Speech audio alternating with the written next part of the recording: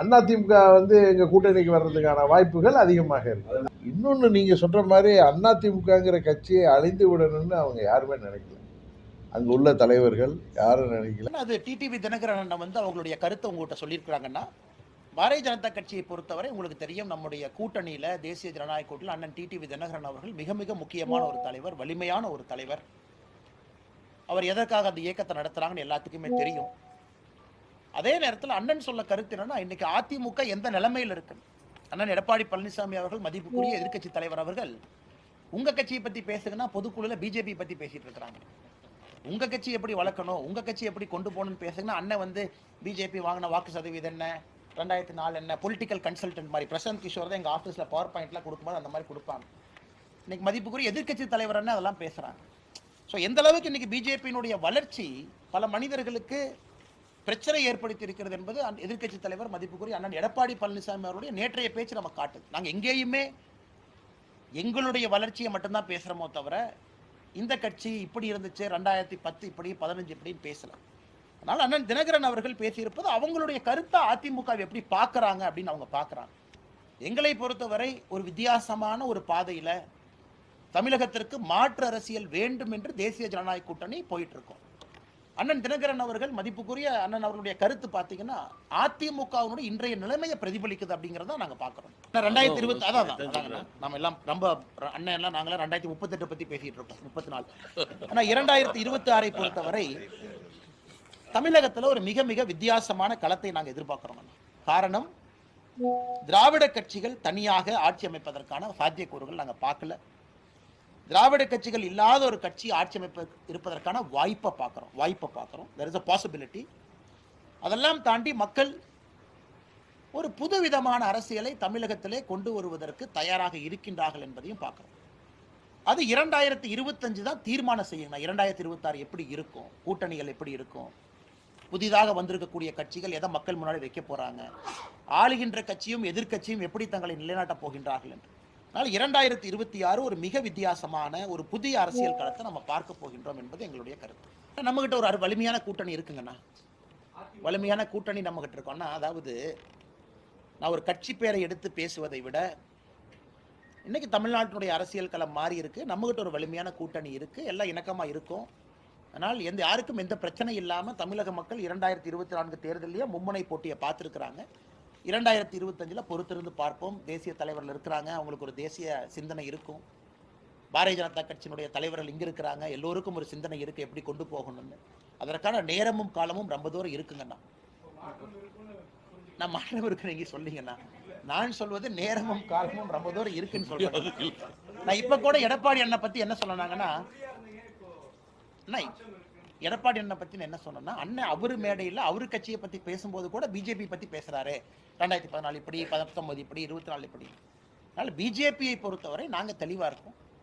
தமிழகத்துல திமுக ஒழிக்கப்பட வேண்டும் என்பதில் எல்லாருமே தெளிவா இருக்கணும். வர்றங்கண்ணா, இப்ப திமுக ஒழிக்கப்பட வேண்டும்னா இப்ப நீங்க எல்லாம் ஒன்னா சேர்ந்தா தான் ஒழிக்க முடியுமா, இல்ல நீங்க இருக்கிற கூட்டணியை வலிமைப்படுத்தினாலும் ஒழிக்க முடியுமா? எல்லாமே பாசிபிலிட்டி தாங்கண்ணா. நாங்கள் எங்கள் கட்சியை வளர்க்கிறோம், ஆளும் கட்சியை எதிர்த்து பேசுறோம், செய்யற தவிர மக்கள் மன்றத்தில் வைக்கிறோம்.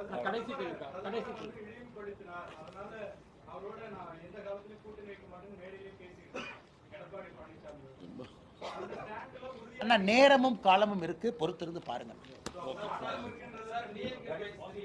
அதுதான் பதில். அண்ணா டிஎம்கே ஃபைல் 3 அண்ணே சென்னையில் வெளியிடுறோங்க அண்ணே 2025 ஆரம்ப கட்டத்தில். ஏன்னா வால்யூம் ஆஃப் டேட்டா வந்து ரொம்ப பெருசுங்கண்ணா, எல்லாம் ஆர்டிஐ போட்டு தனித்தனியாக எடுத்து கொஞ்சம் நேரம் ஆகுங்கண்ணா. பட் உறுதியாக அதை பண்ணும். எனக்கு தெரிஞ்சவரை நீங்கள் நான் 2017 அம்மா அவர்கள் மறைவுக்கு பிறகு மீண்டும் அரசியலுக்கு வந்ததுலேருந்து பாஜக ஆட்சி தமிழ்நாட்டு மக்களுக்கு குறிப்பாக அந்த ஹைட்ரோ கார்பன், மீத்தேன், ஸ்டெர்லைட் போன்ற திட்டங்கள் இதெல்லாம் அவங்க வந்து அன்றைக்கு எடுத்த நிலைப்பாடை தான் நம்ம எதிர்த்திருக்கோம். இந்த நிலைப்பாடு தொடர்ந்தால் தமிழ்நாட்டு மக்கள் பாதிக்கப்பட்டால் நாங்கள் எப்படி அவங்க கூட, அதை என்னிடம் நீங்கள்லாம் கேட்டப்ப கூட்டணிக்கு போக முடியாதுங்கிற ஒரு வார்த்தையை தான் நான் சொன்னேன். இன்றைக்கு அவர்கள் தமிழ்நாட்டுக்கு இங்கே மக்களுக்கு தேவையான திட்டங்களை கொடுப்பது, அது மாதிரி மக்கள் விவசாயிகள் மற்றும் மக்கள் எதிர்த்த திட்டங்களை எல்லாம் இன்றைக்கு அவங்க அழுத்தம் கொடுக்காம அந்த ஆட்சி, அதுவும் குறிப்பாக இங்கே தமிழ்நாட்டு மேலே இப்போ கூட சமீபத்தில் இந்த புயல் வெள்ளத்தப்ப அந்த மத்திய குழு வருவதற்கு முன்பே முதல்வர் 2000 கோடி வேணும்னு கேட்டார். அதில் கிட்டத்தட்ட 1000 கோடி கொடுத்தாங்க. மீண்டும் நிதி கொடுக்குறேன்னு தான் சொல்லியிருக்காங்க. அவங்க ஒன்றும் மாற்றாந்தாய் மனப்பான்மையோடலாம் தமிழ்நாட்டை நடத்தலை. இன்னொன்று நீங்கள் சொல்கிற மாதிரி அதிமுகங்கிற கட்சியை அழிந்து விடணும்னு அவங்க யாருமே நினைக்கல. அங்கே உள்ள தலைவர்கள் யாரும் நினைக்கல. அந்த அம்மாவுடைய கட்சி சரியாக இருந்தால்தான், அம்மாவுடைய தொண்டர்கள் எப்படி பிரிந்திருந்தாலும் அவர்கள் எல்லாம் ஓரணியில் இருந்தால் தான் திமுகங்கிற தீய சக்தி இன்றைக்கு கூட்டணி பலத்தோடு இருக்குது, அதை வெல்ல முடியும் அப்படின்னு நினைக்கிறாங்க. உங்களுக்கு நல்லா ஞாபகம் இருக்கும், 21 தேர்தல் அப்போ நான் என்ன நலம் விரும்பிகள் வந்து நான் அம்மாவுடைய தொண்டர்கள் எல்லாம் ஒன்றிணைங்கிறப்ப எங்கள் கட்சியும் கூட்டணிக்கு வரப்போ நான் வரேன்னு சொல்லியிருந்தேன். பழனிசாமி அந்த கூட்டணியில் இருக்கிறதுனால நான் தேர்தலில் நிற்கலை. நம்மளுடைய ஒரே இலக்கு திமுக வீழ்த்தணுங்கிறதுக்கு. அப்போ என்ன நடந்துச்சுன்னு தெரியும் உங்களுக்கு. அது பழனிசாமி செய்த அந்த சுயநலத்தால் பதவி, முதலமைச்சர் பதவி அதிகாரம் இருக்கிறதுனால அவர் எடுத்த தவறான முடிவினால இன்றைக்கு ஆட்சிக்கு வர முடியாமல் போயிட்டு 24 தேர்தலில் போய் நான் பாஜகவோட நேரடியாக கூட்டணிக்கு வந்தேன். அன்றைக்கும் சொல்லப்போனால் திமுகவிற்கு எதிராக பழனிசாமி வேட்பாளர் நிறுத்தாமல் இருந்தால் நாங்கள் நிறைய தொகுதியில் வெற்றி பெற்றிருக்கக்கூடிய வாய்ப்பு இருக்குது, அவர் வேட்பாளர் நிறுத்தாமல் இருந்தாலே. ஆனால் அவர் வந்து மறைமுகமாக திமுகவை உதவி செய்கிற வேலையில் தான் ஈடுபடுறாரு. புரட்சித் தலைவர் கண்டெடுத்த வெற்றி சின்னம் ரெட்டையில் இன்றைக்கு திமுகவிற்கு வெற்றிக்கு, தேர்தல் வெற்றிகளுக்கு மறைமுகமாக உதவி செய்கிற விதமாக எதிர்க்கட்சிகள், குறிப்பாக அம்மாவுடைய கட்சி பலவீனமாவதற்கு அவர் காரணமாக இருக்காருன்னு சொன்னேன். அதனால தான் நான் நீங்கள் சொன்ன கருத்தை மறுக்கிறேன். அதாவது எனக்கு தெரிந்தவரை பாஜகவில் உள்ள அனைத்து தலைவர்களுமே, அங்கே உள்ள நிர்வாகிகளுமே, அண்ணா திராவிட முன்னேற்ற கழகங்கிற கட்சி அது பலமாக இருக்கிறது தான் தமிழ்நாட்டுக்கு நல்லது. அது வந்து திமுகவை வீழ்த்துவதற்கு அவர்கள் நாமெல்லாம் ஒன்று சேர்ந்து அலைன்ஸில் வரணும்னு தான் அவங்க எதிர்பார்க்குறாங்களே தவிர கட்சியை பலவீனப்படுத்தணும்னோ அந்த கட்சியை அழிக்கணும்னோ அவங்களுக்கு நினைப்பு இல்லை. அது நான் வந்து இப்போ கூட்டணியில் இருக்கேங்கிறதுக்காக சொல்ல நான் எப்போ யதார்த்தத்தை பேசக்கூடியனோ இதுதான் உண்மை. நாங்கள் தான் 2வது இடத்துல ஓட்டு வாங்கியிருக்கோன்னு சொல்லலை. எங்கள் கட்சியை வந்து இப்போ நிறைய பேர் வந்து பாஜக அந்த கட்சி வந்து 2% 3% சொன்னதுனால இப்போ எங்கள் கூட்டணி இன்னும் எங்கள் கட்சியே 11% வாங்கியிருக்கு. நாங்கள் நின்று அதில் வச்சுங்க அவர் அந்த 2024 பாராளுமன்ற தேர்தலில் வாங்கிய வாக்கு அடிப்படையில் எங்கள் கூட்டணி 18% வாங்கியிருக்கு. தமிழ்நாட்டில் சிறந்த எதிர்கட்சியாக நாங்கள் செயல்படுறோம்னு சொல்லியிருக்காரு. இன்னொன்று ஒவ்வொரு கட்சியில் உள்ளவங்களும் தாங்கள் வந்து வளர்ந்துருக்கோன்னு சொல்கிறது, நாங்கள் 2வது இடத்துல இருக்கோம், திமுகவுக்கு எதிரான கட்சியாக இருக்கோம்னு சொல்கிறது ஏற்க தானே. அதுக்காக இன்னொரு கட்சி பலவீனமாயிட்டுன்னு அவர் சொல்கிறத நம்ம எப்படி எடுத்துக்க முடியாது. நம்ம பார்க்குறவங்க பார்வையில் தான் இருக்குது. அவர்களை அண்ணாமலை, நண்பர் அண்ணாமலை உட்பட இங்கே தமிழ்நாட்டில் உள்ள பாஜக தலைவர்களும் சரி, இந்திய அளவில் உள்ள தலைவர்களும் சரி, நிறைய பேரோட நம்ம சந்திக்கிற வாய்ப்பு கிடைக்கிறப்ப எல்லாரும் அதிமுக ஒன்றா இருக்கணும், அம்மாவுடைய கட்சி ஒன்றா இருக்கணும்னு தான் நினைக்கிறாங்க. அதுக்கான முயற்சிகளை அவங்க செய்கிறாங்களாங்கிறது எனக்கு தெரியாது. எல்லாம் ஒன்றிணையணுங்கிறத பார்க்குறப்ப எங்களிடம்லாம் ஒன்றா இருந்து செயல்படுங்க, அதுதான் நல்லது தமிழ்நாட்டுக்குங்கிற ஒரு கருத்தை தான் சொல்கிறேன்.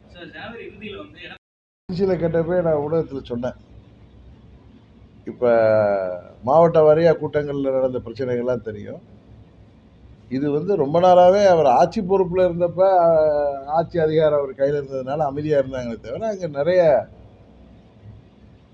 மன வருத்தங்களும் அவருடைய நடவடிக்கைகளுடைய சரியாக இல்லைங்கிற வருத்தம் அவங்க பேர்த்த இருக்குது. அதனால தான் மாவட்ட கூட்டங்கள்லாம் நிறைய மாவட்ட கூட்டங்களில் சலசலப்பு இது மாதிரிலாம் நம்ம கேள்விப்பட்டதில்லை. அதிமுக கூட்டத்திலேயோ கேள்விப்படாத அளவு நடக்குது. இது வந்து அவருக்கு டூர் போகிறப்ப அவங்க கட்சிக்காரர்களே அவர் மேலே உள்ள அதிருப்தியை தான் அங்கங்கே வெளிப்படுத்துகிறாங்க.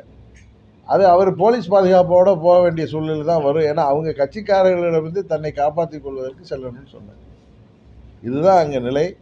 பழனிசாமி இன்றைக்கு அதில் பொதுச் செயலாளர் இருக்கிற காரணத்தாலேயும் அவர் பணபலத்தோடு இருக்கிற காரணத்தாலேயும் அங்கே அவர் வந்து மேனேஜ் பண்ணி அந்த கட்சியை வச்சுக்கிட்டு இருக்காரு. ஒரு வணிக நிறுவனம் மாதிரி அந்த கட்சி இருக்குது.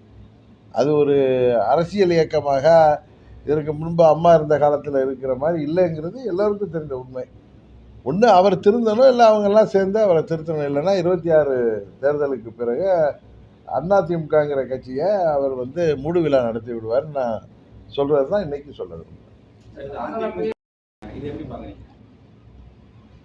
எனக்கு தெரிந்தவரை நான் பொதுவாக